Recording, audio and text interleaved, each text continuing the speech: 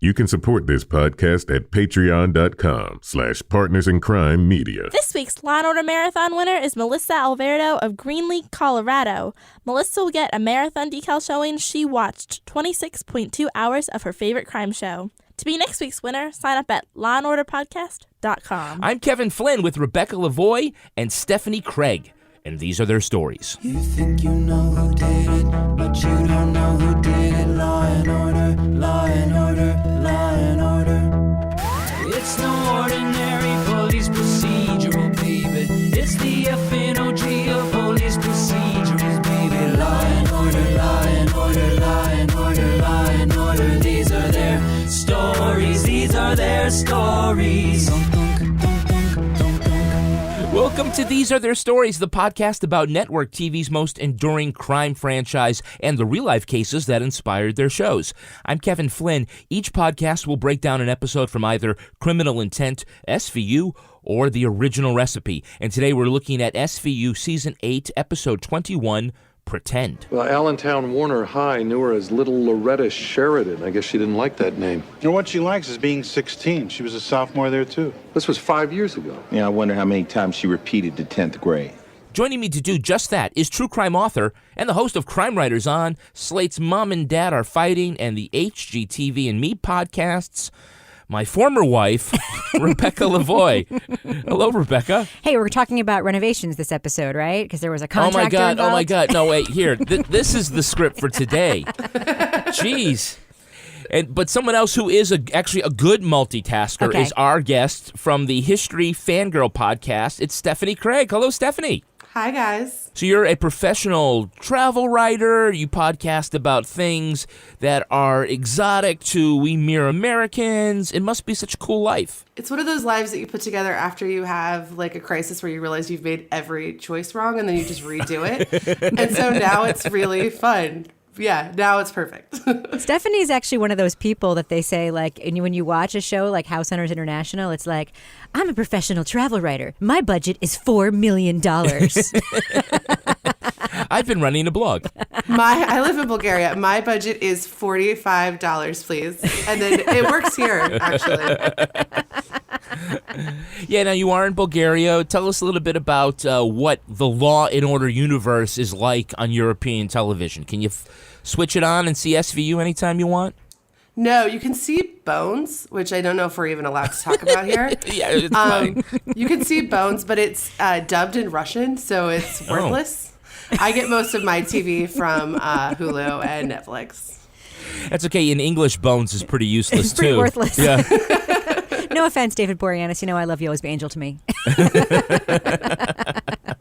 So, tell us, Stephanie, do you have a favorite detective team? Favorite Law and Order detective team. I do. I love Finn and Munch. They're the best. Every time they show up on any, like whenever they're like kind of in the background, it's an okay episode. But whenever they bring them to the front and they're like really in the middle of it, that's when I think Law and Order is really the best. It becomes a very special victims unit. Oh, absolutely. We've had so many guests talk about Finn and Munch. I think in our first episode, like I had like Briscoe and Green or something. Like I kind of have defected. I have become like a total Finn and Munch convert. Like they are now my favorite detective. Now that you have to watch these episodes so closely, I love come to appreciate them together. I love the fact that they just, as actors, do not belong in a scene together. They just don't. Like there's no like universe in which they would ever be paired except for this one, and it really is incredible. Their on-screen interactions. Hey, nobody thought Honey and Mustard would work together, but who knew?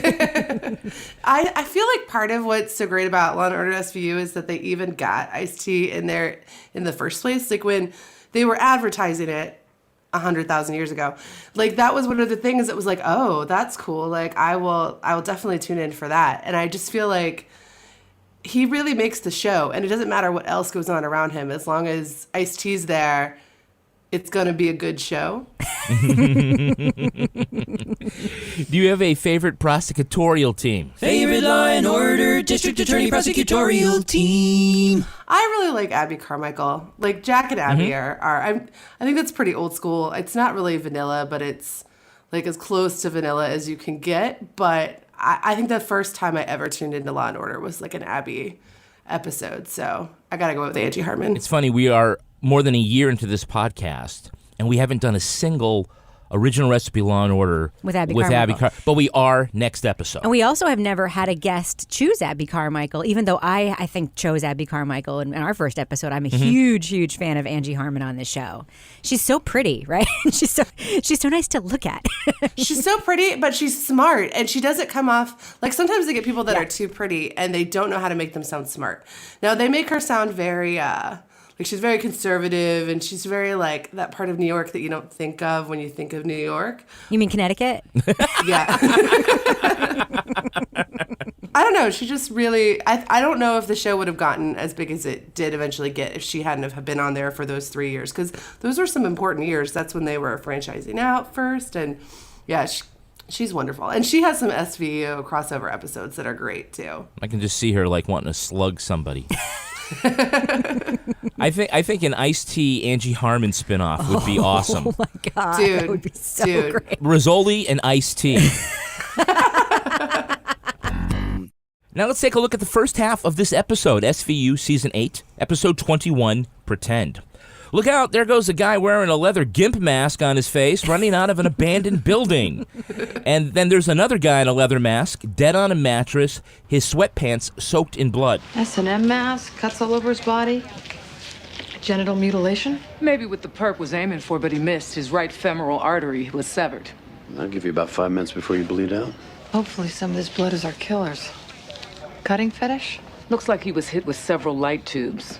Glass is so thin it pretty much pulverizes when it's smashed. He's got crystallized fragments all over his body. This mask makes it look like he was supposed to be the executioner. Maybe it was consensual S&M gone bad. The victim is a 15-year-old boy. A neighbor tells Finn that in all of New York City, there's only one sexual predator, and he lives in that building right there. Ex-con Darren Tolson says he's also being harassed by a woman who thinks that he, Tolson, is behind her son's disappearance several years ago. Now, because everything is just so convenient, they decide to bring Mom to the morgue where, sure enough, she sees the dead teen that she had last seen watching Blue's Clues and says that's her Joey. But before they can go arrest Tolson, young Scott comes to the squad room with a videotape. He knew Joey as Riley, his BFF. The video shows the non-homoerotic bout of extreme wrestling in which they beat each other with a barbed wire wiffle bat and shattering fluorescent light bulbs. One of these shots to Riley's thigh cuts the femoral artery. Novak takes Scott to court looking for a murder conviction, but the jury gives him a lighter charge for the accidental death, sentencing to come later. Novak is intrigued by Riley's girlfriend, Cassandra, and after the trial goes to her foster home. The high schooler says she hooked up with Scott after a fight with Riley.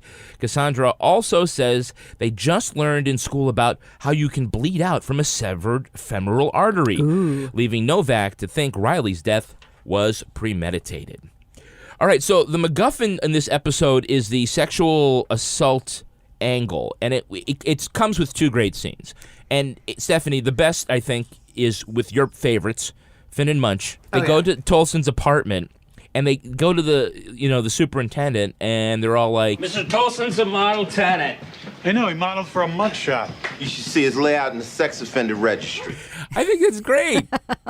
I loved the landlord in this episode so much. Like, he was such like a felons' rights advocate in like the best, most like capitalist way possible. But he honestly seemed like if you were an ex-convict, that like he would probably be the best landlord you would find. Like, I feel like and then the little hand movement he did at the end when he was like, go find him at the bakery. Like, I love the landlord. He should get a spinoff too. I really think that in your summary of the first half of this episode, you left out some incredibly important details. The return of Denim Jacket, Elliot Stabler, which is my favorite version of Elliot Stabler when he puts on the denim jacket. The fact that Elliot Stabler is playing poker with his children and Dickie is referred to as Richard. Apparently he's grown out of being called Dickie. I mean, I'm just saying, like, if everybody in class knew that your dad worked at Sex Crimes and your name was Dickie, some shit has to change. At some point. Also, though, this whole MacGuffin thing with this, the sexual assault alleged angle, I mean, they sort of plant we see blood on a crotch and then we see a bat with barbed wire on it. So it's like a fake out for the audience, right? We're supposed to think it was some horrible object rape situation. Yeah, or a prequel to Walking Dead. And so finally, I think the thing that you really missed out on, the guy who discovered the body, the contractor who lost his phone, on the phone with his wife sounded like such a bitch, right?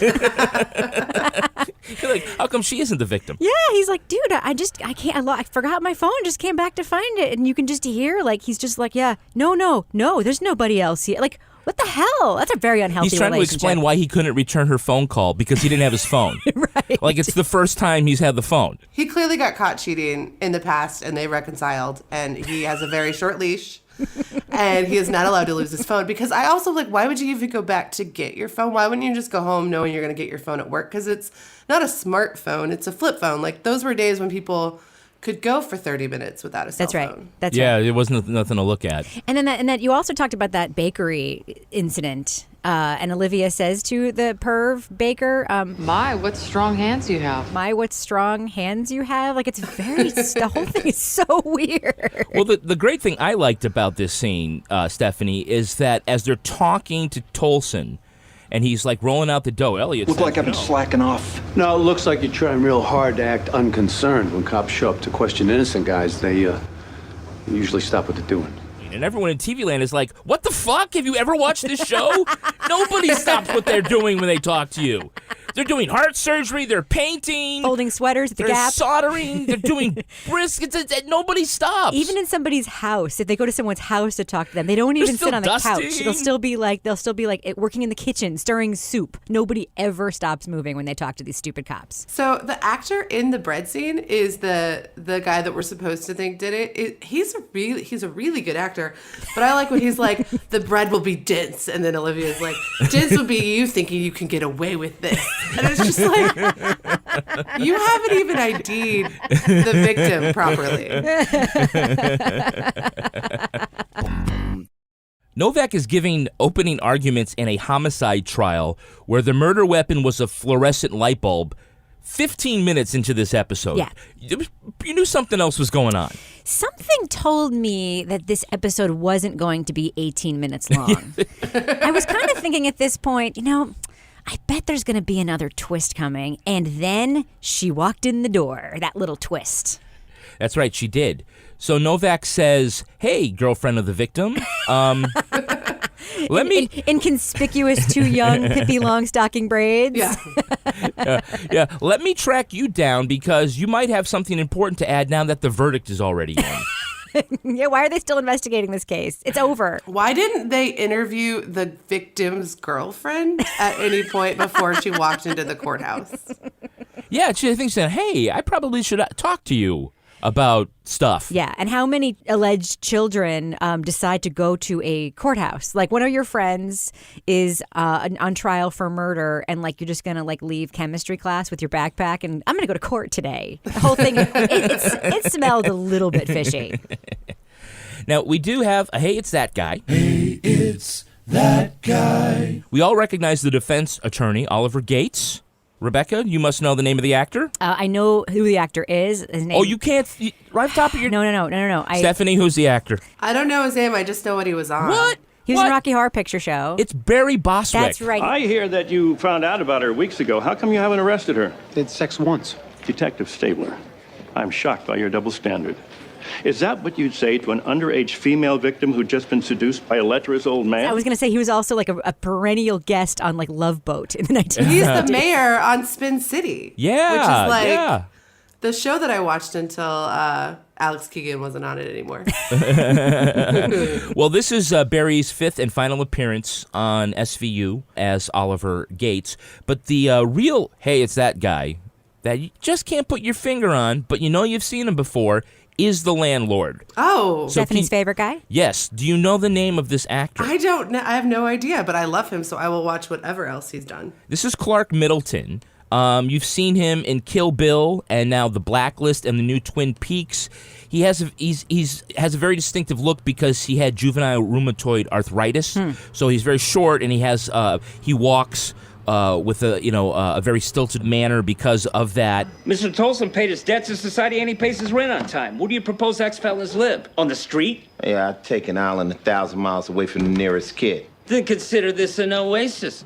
I don't rent to couples with children. But he did play a recurring role on Law & Order, the original recipe in the 90s as a forensics technician. Oh, so he was one of those guys they'd go talk to get something. Yes, exactly. Exactly. And then he could move from here to over there. He was an exposition tool in the early Law & Order episodes. And he continues to be so. But they just gave him the name Landlord. Okay. First of all, the politics of Law & Order, they're the politics of middle America. They're not the politics of New York. So whenever they come up against a New Yorker who's going to talk the way that they really think, it's not revolutionary to think that people who used to be in prison need places to live. And so the idea that this landlord has to tell police yes, obviously we don't want him living on the street is just amazing. But he also has this attitude you guys are cops and I see you guys all the time and this is my business and I don't rent it. What's the line? I wrote down the line even because it was my favorite. They're we would put them in an island in the middle of the ocean or something. And he goes, I don't rent to couples with children, so this is an oasis or something very similar. And I love him. So are we going to talk about the third Hey, It's That Guy in the first half of this episode? Who is it? The judge in the case that is presented to us is Patricia Callenber from the television show Sisters. These proceedings have gone on for some time, Miss Novak. If she's not here by now, I don't think she's coming. I'm ready to pronounce sentence. I love Sisters. And she is way more famous than number 2, Hey, It's That Guy. So, I'm a little bit offended that you didn't pick up on that one. Wait a minute, that's a Hey, It's That Girl. It's a Hey, It's That Girl. All right, hold on, let me hit the button. Hey, it's that girl. What is she's Georgie? No, Frank. Georgie with Celia Ward, right? Okay. No, I think she was Teddy. Yes. I loved that show so much. That's one of those shows that from that era that nobody has gone back to really. Nobody remembers it was on. If a show was made 1989 to 1994, no one is Netflixing it. It doesn't exist anymore. The Days in Life of Molly Dodd would be another example of that. Remember that one with Blair Brown? Empty Nest? Yeah. Nobody watched any of these fucking shows. I know. That one with Tom Skerritt on CBS. That was by David E. Kelly. Wasn't one with Burt Reynolds? That was supposed to be really good. Yeah. Wilford Brimley raising all those orphans. It was the golden era of television. The Golden Girls spinoff, Platinum Girls. This is the theory of the crime that Scott, who was so enraged with his friend Riley, that he decided to kill him by severing his artery with a light bulb. With a light bulb.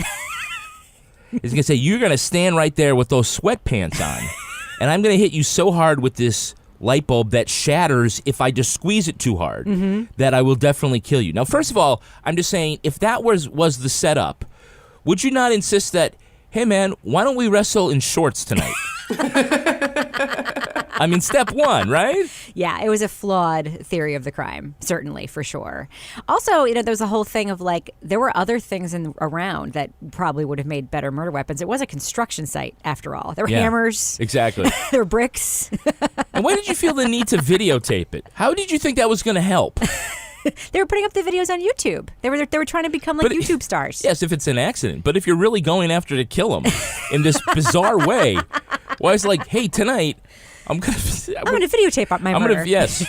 But I'm going to wear a mask so no one's going to know it's me in case I change my mind. I love when the kid pretended someone else was behind the camera and they were yeah, but we see you walking behind the camera and then walking out in front of the camera. This entire episode is just people walking up to the Law & Order cast and being hey, I'm going to tell you a weird lie that you're going to figure out in 30 seconds. They don't even know who the murderer kid is. And he's here, take my camera. No, it wasn't me. There was a fake other none of this episode makes any sense. Here's the victim's name. All right, now let's take a look at the second half of this episode. Too late to get him for murder one, Novak hopes to use Cassandra's story at a sentencing hearing to get Scott the max. Instead, he gets probation. Cassandra missed the hearing because she was hit by a car in the crosswalk. Stabler checks the traffic cam and gets a perfect agony of defeat photo of Cassandra going over the hood. The hit-and-run driver appears to be one of Scott's buddies. He admits he ran her over for $500. Cassandra is in the hospital with her leg in a cast and her jaw wired shut, but her doctor has some shocking news for Benson. The admission records say she's 16. Yeah, she is. On the x-ray of her jaw, I noticed she didn't have any buds. Sorry, what are buds? Undescended wisdom teeth. They don't come in until you reach adulthood. Right. When I was wiring her, I noticed that she had scars where her wisdom teeth had been extracted. So what does that mean? Cassandra can't be 16. Judging from how well the scars are healed over, I'd say she has to be in her mid to late 20s. Ooh, shocker. The squad unravels a trail of fake identities the past decade of a woman they think is named Denise. When confronted by Benson and Stabler, the jaw-wired imposter just says something that sounds like, "Oil can! Oil can!" Meantime, Scott wants to press charges against Cassandra for statutory rape. A sympathetic Novak offers her a plea, but refuses it because it would require her to admit she's Denise. Cassandra represents herself in court, and in a cross-examination that really does sound like two sophomores arguing, an enraged Scott admits his plan was to kill Riley all along. In the last attempt to help Cassandra, she brings in the girl's first foster mother. She confesses that when the system kicked her out at 18, she didn't know how to care for herself. That's when SVU says a string of teenage boyfriends from all of her past high schools are now pressing charges against her. Okay, because Casey thinks it's so important for Cassandra to testify at the sentencing, Stephanie, we just know she is not going to show up, right? I love how when they go and find the picture of the guy hitting her, first of all, he hit her on a crosswalk camera, which I feel like if you were going to do it, you should ask for more than $500 for that crime. Exactly. Especially when we know he owes his dad $1,000. Like, what are you're not going to hit two people. Bad negotiator, yeah. Like, you need to get the whole amount of money. But I love how when they find his picture, they're just like, oh, that's the one friend that admitted he had a reason, like a motive to want to do a crime like that. Like, none of it makes any sense at all. And then Cassandra, her face is like already bloody in that picture. I feel like the physics of the car crash picture were also off. There was something else off about the car crash situation. That is an impossible crime to commit in Manhattan. Why? Because think about it. You are waiting to cross the street and there are cars just coming and there's lights.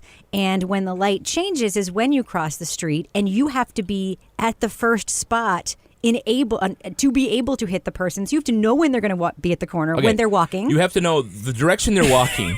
Yes. You also have to be in the worst traffic in the world. Which block they're going to decide to cross town It'd be the first it could car be at the any light. block. Exactly. It's an impossible crime to commit in Manhattan. And then also, he's starting at 0. Yes. Right? Yes. I mean, if it's a red light and Yes. she's crossing, Yes. then he's not zipping through. No. Well, in this case, yes. He was just like, let me get some traffic cones that there are no other cars on the road, so I can just be the only one speeding down Lexington or whatever to hit this poor girl. It was ridiculous. The whole thing was ridiculous. Also, wouldn't they go to high school together? Like, wouldn't she know this kid if she's dating both of his friends? It looks like Steve's car. You'd think. You would think. And what kind of kid in Manhattan has a car? 0 of them. That's what kind of kid in Manhattan has a car. Wouldn't he have been killed by the traffic going the other way? I mean, if you know New York at all, I'm just going to pull out. I'll hit and run. I mean, the driver who is taking his life in his own hands. He's the one who's going to get killed by traffic coming the other way. So do we ever figure out who paid him to hit her? Oh yeah, it was Scott.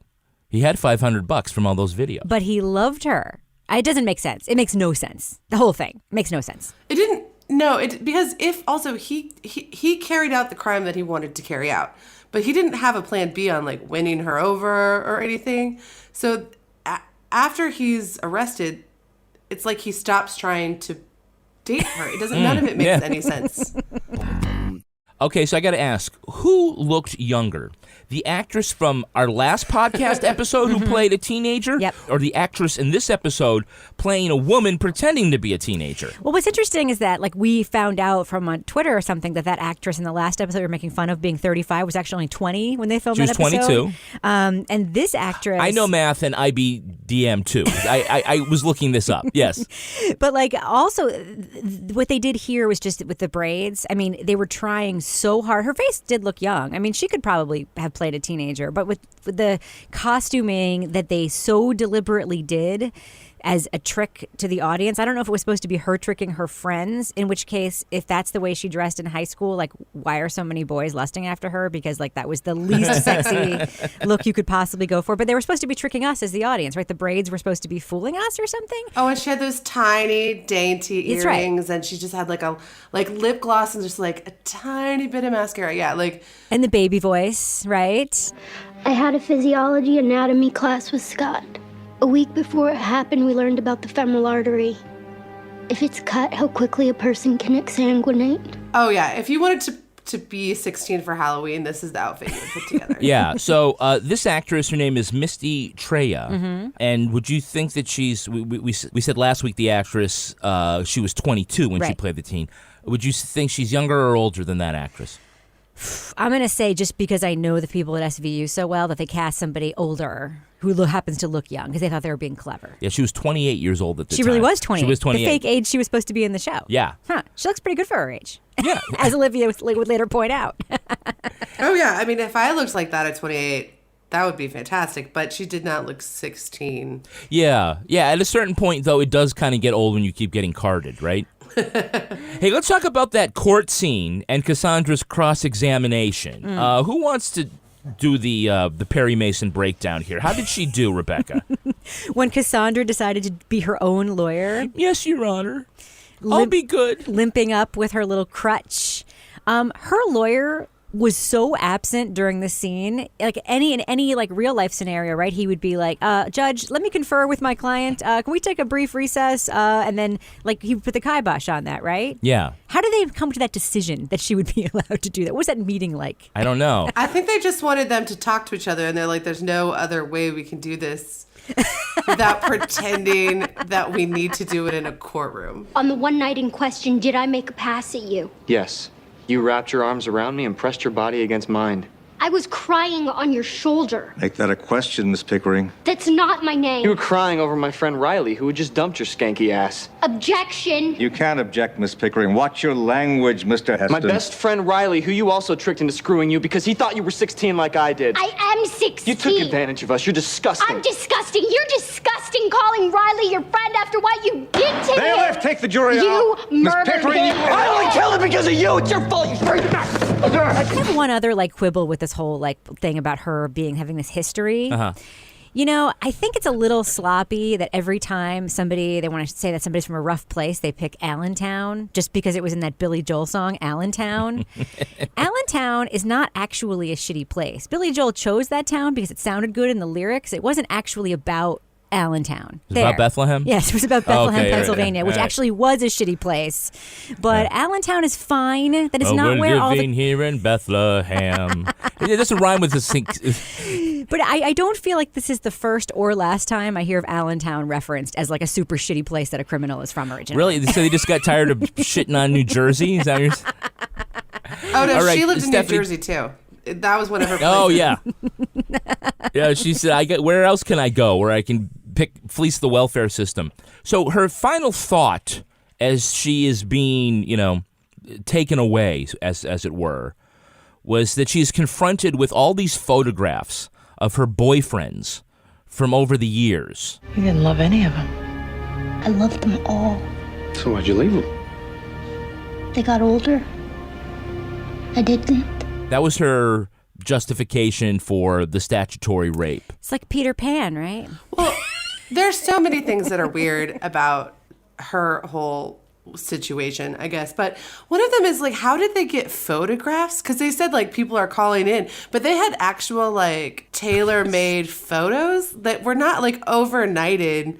They looked like they were cut out of yearbooks almost, but they were like the originals. Where did those come from? Somebody put them in an envelope and mailed them to SVU. I think, as opposed to going to a lawyer. And say, oh, just send this to the police. Let them know I want my money. Directly to the police. Or put them on the digital screen that you spent thousands of taxpayer dollars on. Okay, so just one big dangling plot point that we have to address. One? Just one. All right. So the victim was a kid who's been missing for years. There's never any follow-up to who took him? No, there is. He's not. He's not even that kid. They never even told the mom, no, you were wrong. This was not your child.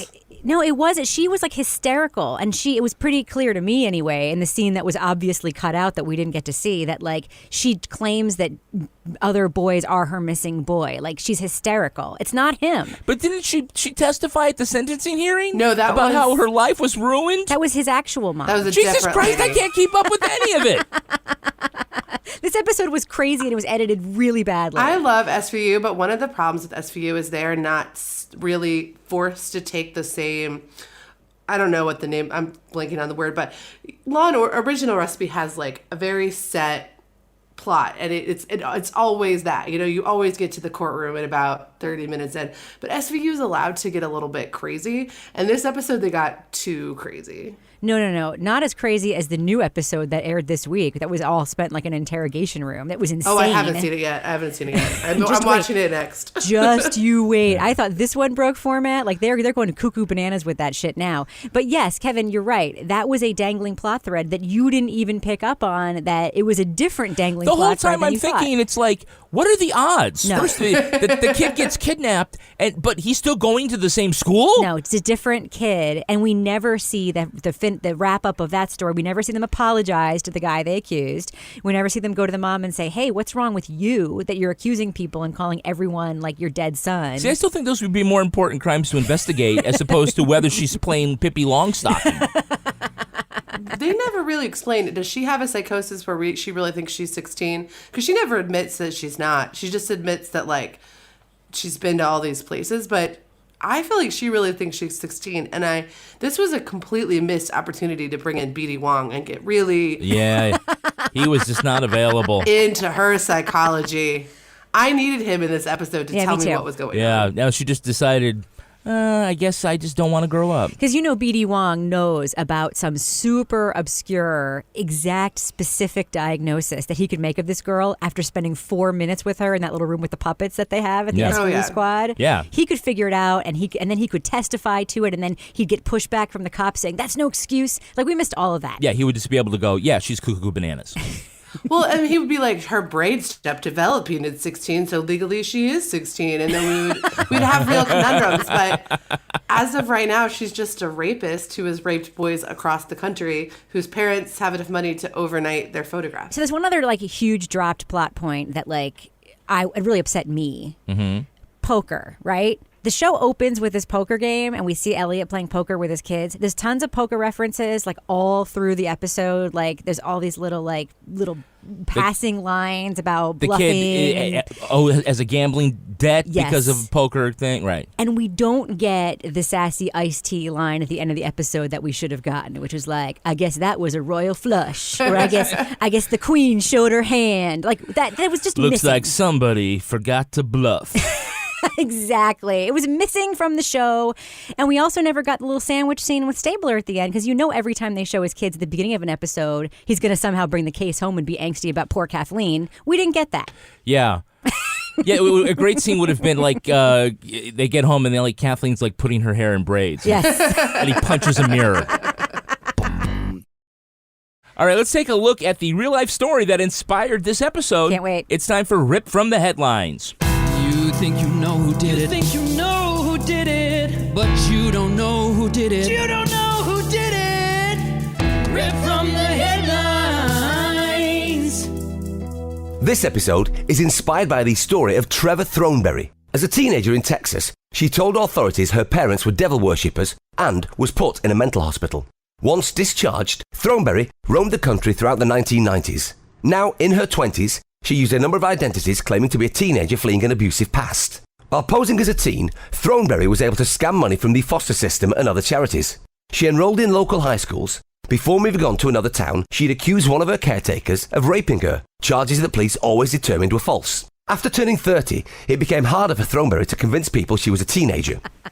When she started wearing bifocals, it was more difficult for her to convince people she was a When teenager. arrested for fraud in 2001, she refused to give her name and had to be identified using DNA. Prosecutors say Throneberry was not delusional, just an exceptional con artist. She was sentenced to 3 years in jail. Throneberry was in the news again in 2016, working under an assumed name as a hotel worker. She accused a guest of attacking her. After a brief investigation, police dropped all the charges against the man.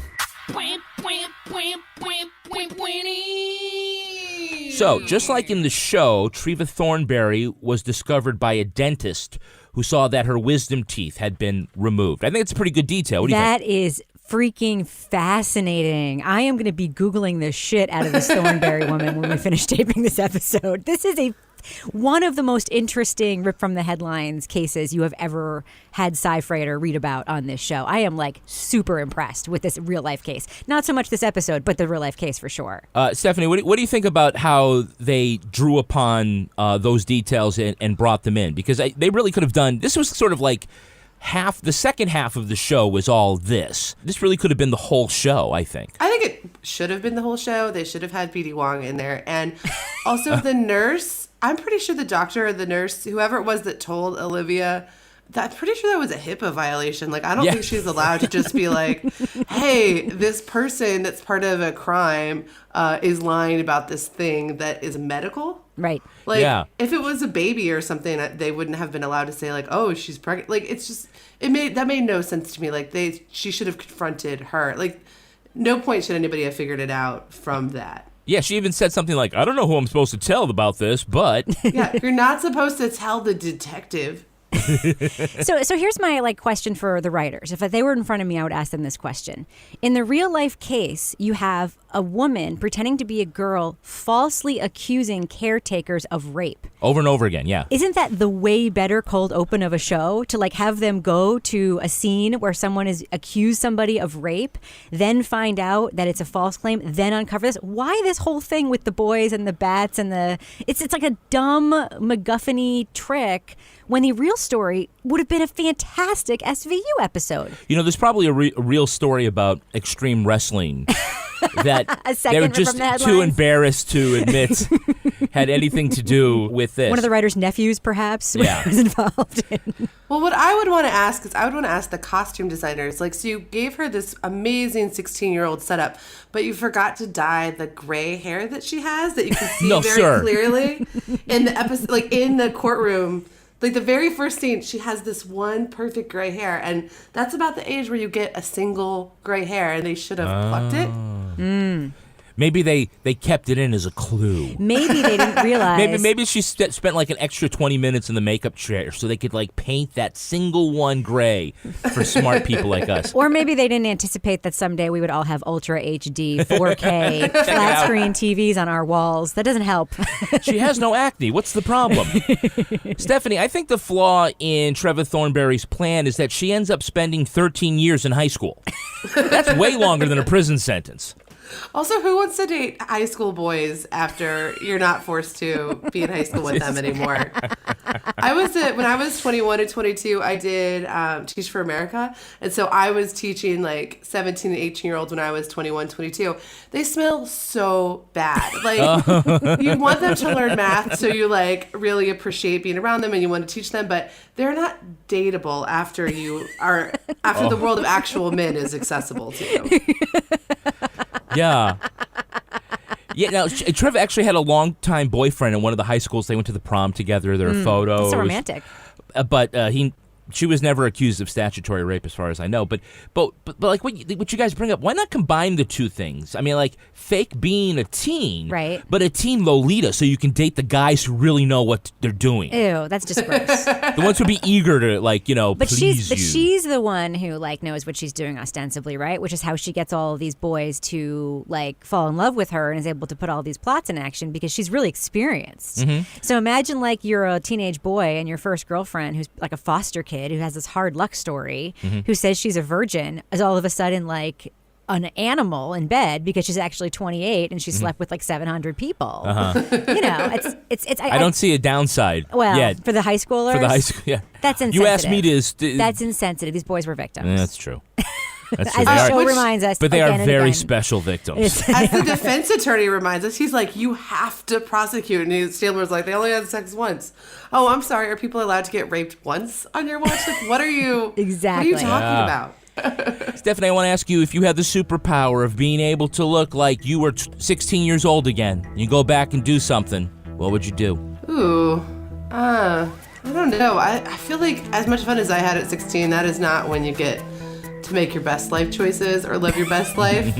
I really feel like 30 is the new 16. So I don't know if I want to be 16 again. It's rough. You can't really drive yet. Every time you make a left turn, you're worried you're going to hit oncoming traffic. I don't know if I want to be 16 again. How about you guys? I'll say this. Even when I was 16, $500 to commit a murder, I still would have known that was not enough fucking money. Well, that is going to do it for us. I want to thank our guest all the way from Bulgaria, Stephanie Craig. Stephanie, where can our listeners follow you? So the podcast is the History Fangirl podcast, and it's available wherever you get podcasts. Instagram, Facebook, it's History Fangirl. Find me there for travel photos. And then if you want to see a lot of angry political retweets, I'm a History Fangirl on Twitter. And Rebecca, how can our listeners follow you? I'm on Twitter and Instagram at Reb Lavoie, and I will implore listeners of this show, please check out my new podcast, HGTV and Me. It's a lot of fun, and Kevin's on it too, if that helps. Yeah, probably not. You can track me on Twitter at Kevin P. Flynn. You can also tweet to us at Law & Order Pod or follow us on Instagram at These Are Their Stories Podcast. Our newsreader was Cy Frater. Our theme music was composed and performed by Uncanny Valleys. Line editing by Henry Lavoie. Content assistance from Travis Roy. Lily Flynn handles promotions. If you enjoyed this podcast, leave a review on Apple Podcasts. It helps others discover this program just like you did. All clips in this podcast were used in compliance with the U.S. Copyrights Act Fair Use Exemption for criticism and commentary. Special thanks to the elite squad of the Law & Order Wiki community for preserving the evidence. If you want to know what episodes we're talking about in our upcoming shows, go to lawandorderpodcast.com. Sign up for our newsletter for a chance to be our next Law & Order Marathon winner. These Are Their Stories was recorded in the Podcast Hall of Justice and is produced by Partners in Crime Media.